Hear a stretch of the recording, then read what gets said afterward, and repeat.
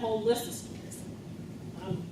I guess one other thing, regulatory type stories, which I think are sort of the investigative policy things that a lot of people are interested in.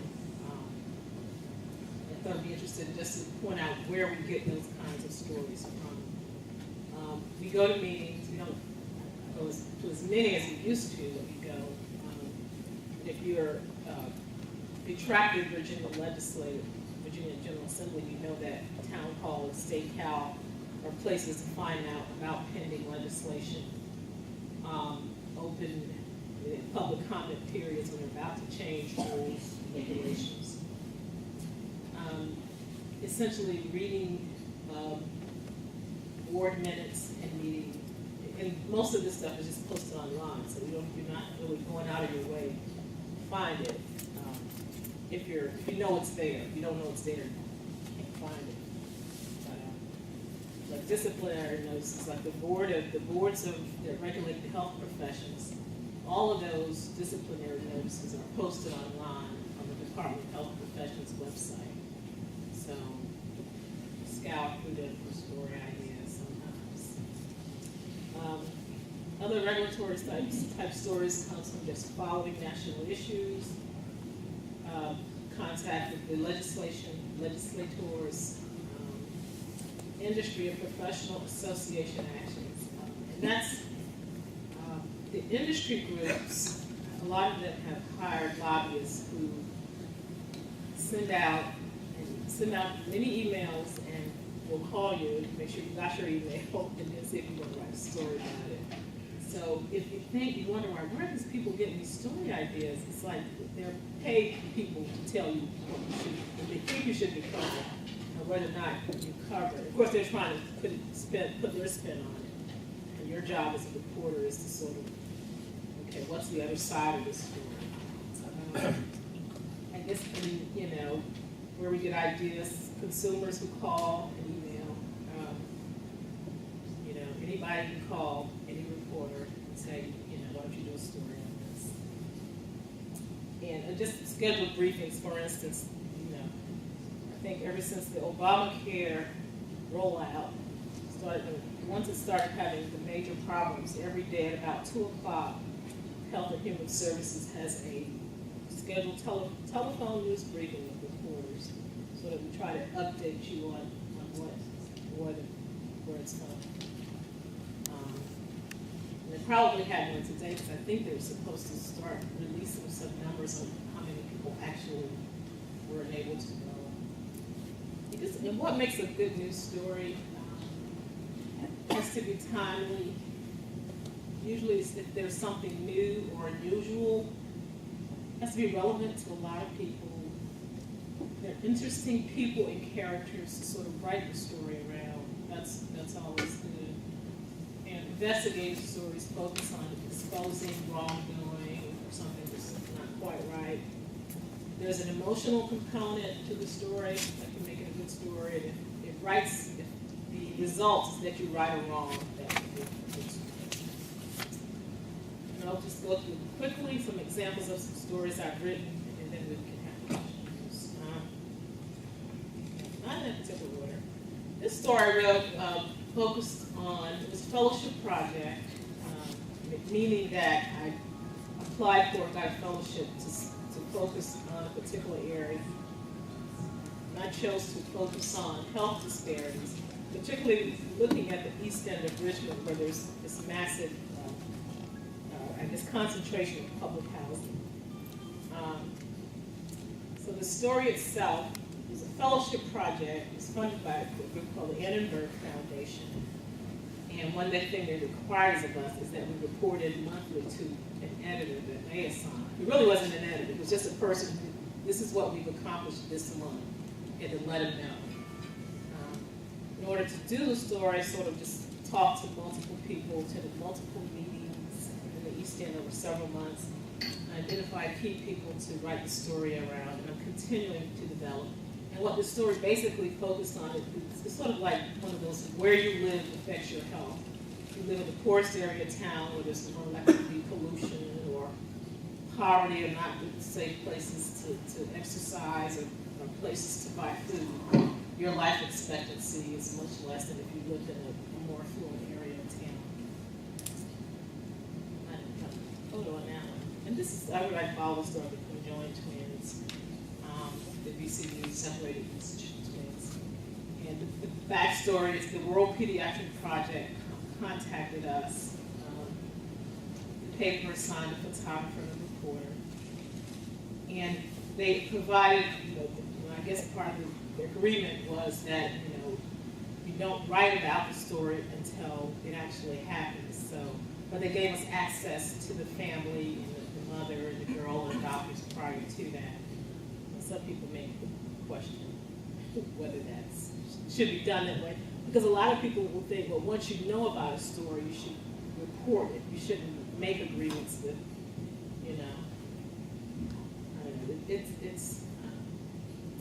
anyway, we met with them over several weeks.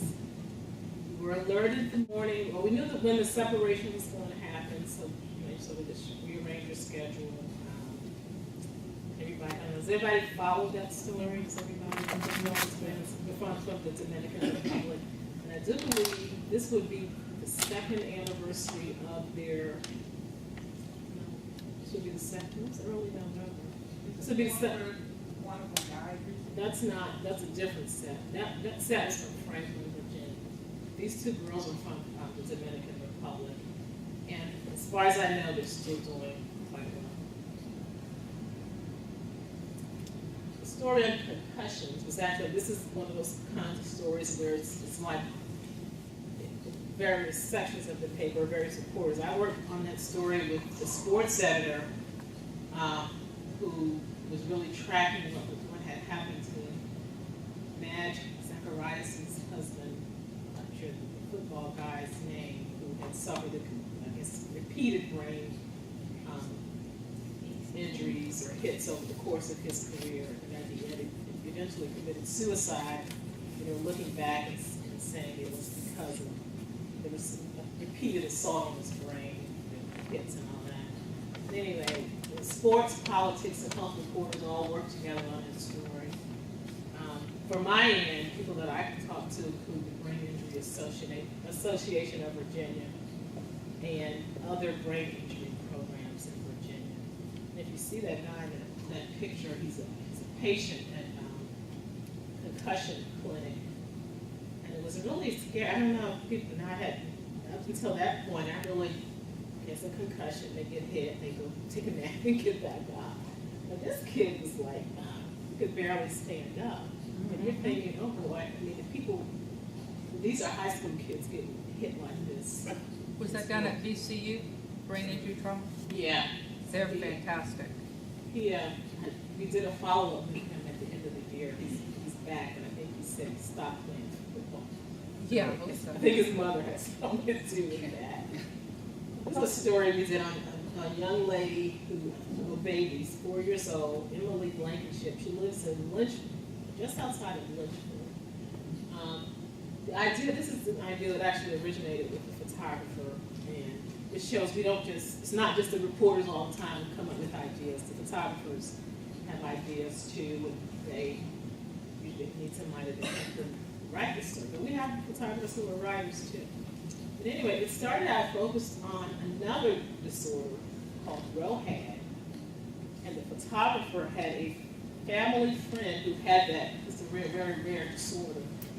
And she was looked at her family friend was I want to say it's in London or England, somewhere in Europe. And she wanted to focus this story on such a rare disorder. So we started looking around to try to find somebody in this country or close to Virginia who had it, who could not find it. So in the course of doing that, communicating with people about ROHAD, she came across this little girl who had this other rare syndrome called Clove syndrome. And those letters stand for congenital lipomatous. Anyway, it's an overgrowth syndrome. There are parts of her body that just grow uncontrollably. And you can't see it in this picture because she's, of course, dolled up. But her left side was growing much faster than the right side. So she had all these tumors, and the doctors would have to go in. Her amputated want to say toes off of both of her feet because they were just, she was like 4 and her feet were about the size of an 8-year-old. So, and they were deformed. They sort of looked like flippers. So they had to amputate all the toes, part of the feet. She's probably had maybe at least 3 major surgeries to deal with the part that the body is just growing out of control. So, anyway, this story sort of looked at what it's like to have a child, but then just sort of like that, what we know about overgrowth syndromes, which apparently they sort of know there's some genetic connections, but in terms of trying to figure out how to stop the growth, they really don't know. This little girl will probably have for the rest of her life, unless they come up with something to correct that, have surgery, repeated surgeries every time the growth gets big enough that it creates a functional problem. And here are just other stories. Just to say we don't just write, like I said, everybody writes for just about every section of the paper these days. You write for the main section of the I write home and garden stores, even write food stories. What about fishing?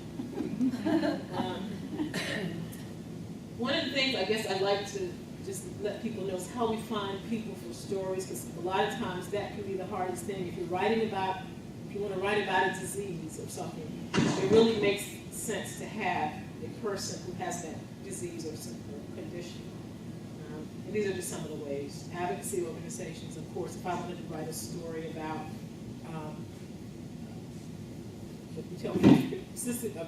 pulmonary fibrosis, Yeah. I'd call an organization like this. It really matters. I go to online forums, so I don't do that as much as I used to because the advocacy organizations are really good about finding you real people these days. So, legislative hearings, if there's ever a bill up, funding or whatever, usually they'll have somebody down there testifying. Like I said, letters to the editor, commentary, friends and acquaintances, hospitals, doctors' offices, clinics, health centers. All these organizations, hospitals, doctors' offices, maybe not them so much, but the clinics and health centers have public relations staff who can help us, who will help you find people who are affected by these conditions. And I always try to express upon people, yes, we want to use your real name, and we cannot use a fake name, or we cannot not use your name. The only time that's allowed is it has to be approved by the editors, and this is really usually for some stories that are, of more consequence than just a regular health story. So, I have to turn. Last week I was working on a story on Obamacare, and I had interviewed this lady. She had written me a long letter, and she wanted to talk about how she hadn't been able to. She had individual health insurance, and she wanted to go online and shop for Obamacare or Affordable Care Act through the healthcare marketplaces. She could not do it. I said, okay, well, I'm writing this story about people getting these notices about their insurance being cut off. She wrote me this good response, and then when I wrote her back, well, is it okay to use your name in the story? She said, no, I don't want my name used. I could not use the information because that's not the kind of story. The editors figured you can just keep looking and find somebody who's willing to let you use their name, which is what I ended up doing. But it would have been much easier, this person I already had in hand who was having this situation if I had been able to use her name. I guess another thing you have to be wary of is that